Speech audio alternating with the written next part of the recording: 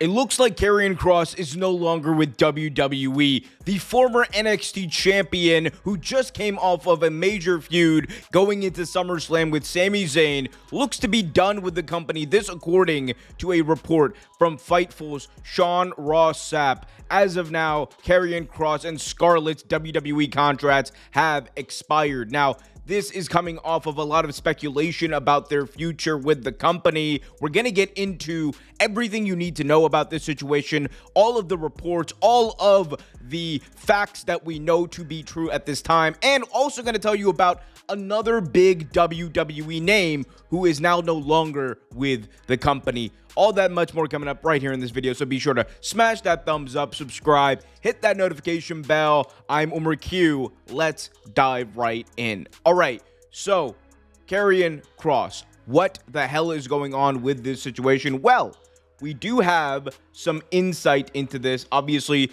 the big thing that everyone noticed yesterday was the fact that Karrion Kross and Scarlett were both moved to the alumni section of the WWE official roster page. This is something that is reserved normally when people are indeed done with the company. We've seen this for several other acts. You can see some of the names that are on there that are no longer with the company, including the late great Kamala, Carl Anderson, Casey Catanzaro, Scott Stanford, shout out to him, and several other names. Now, the interesting thing here is, is this a work? I think that's the question that everyone has on their mind.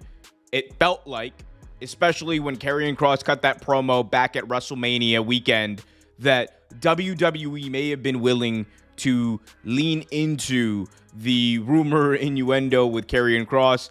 I think one thing that, it has gotten a lot of people thinking is this entire situation with Seth Rollins. The Rollins situation, of course, was one of WWE knowingly, willingly misled people about the situation, and in an attempt to keep kayfabe, I want to say that. I'm not saying it was inherently malicious or anything like that, but there were people in WWE who believed that Seth Rollins' injury was indeed a real one. There were people within WWE who believed that Rollins was actually going to be out for a significant amount of time, and in the end, it was all just a big ruse. And the idea would be that WWE would be doing the same thing here. Now, things get a little bit muddy when you talk about this Karrion Kross situation, because there's more to the story. I urge you all to go check out the full report over at FightfulSelect.com. But here are a few excerpts from that aggregated by Wrestle Purists. A number of wrestling companies don't know if they could or should reach out to Karrion Kross and Scarlett because they aren't sure if the situation is legit or not. If it's a work, Scarlett, Kross, WWE higher-ups are in on it together, and creative and talent are being worked. Now, again, this is something that we have seen recently with WWE. The report on FightfulSelect.com goes on to say the following.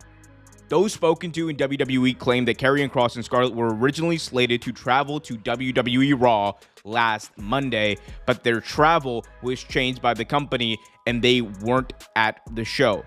Clips of Kross's match with Sami Zayn did air, but no mention of Kross fulfilling the stipulation of admitting he was wrong about Zayn occurred. Again, according to FightfulSelect.com. Okay, we know this now. Let's talk about this situation and what it could mean. Is it a work? My first inclination is to tell you all that, yes, it is a work. That is someone who is looking at the bigger kind of picture of the way WWE seems to be moving. Someone who is looking at the realities of the content that WWE is producing.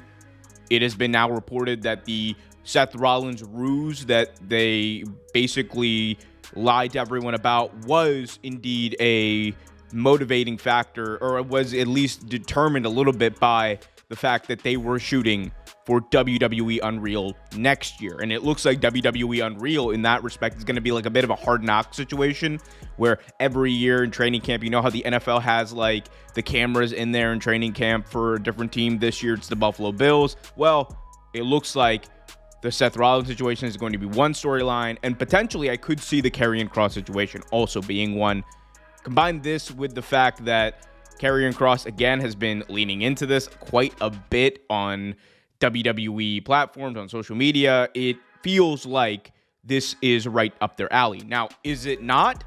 I think there's a good chance that that's true too. Like, again, what my guess is, based off of what we know, might not be true, but one thing I can say is that if this is indeed true, and if this is him being done with the company, then I think he is going to have a lot to say about this, because if we are led to believe that the WrestleMania, the weekend promo that he cut where he crashed out, was not a work, combined with the fact that the video that he put out following the announcement of his impending contract coming out and his book, I think those factors, and you combine that with Triple H basically ignoring the chance of We Want Kross and instead saying that they were chance of We Want Brock, I think we're going to see a very pissed off version of Karrion Kross, if that's true, in these shoot interviews, in these different settings. And if you want me to interview him, let me know in the comment section below, and I'll try to make that happen. But needless to say, it's a very messy situation. This could go either way, to be honest with you. And in a way, that's kind of the beautiful thing about this thing, is it feels like this is the new kind of kayfabe we're operating in, because we all know that what we're seeing on TV is, more or less scripted. But if not, I think there's room for Karrion Kross as a character to grow from this. Now, do I think Karrion Kross is a great wrestler? No, I don't.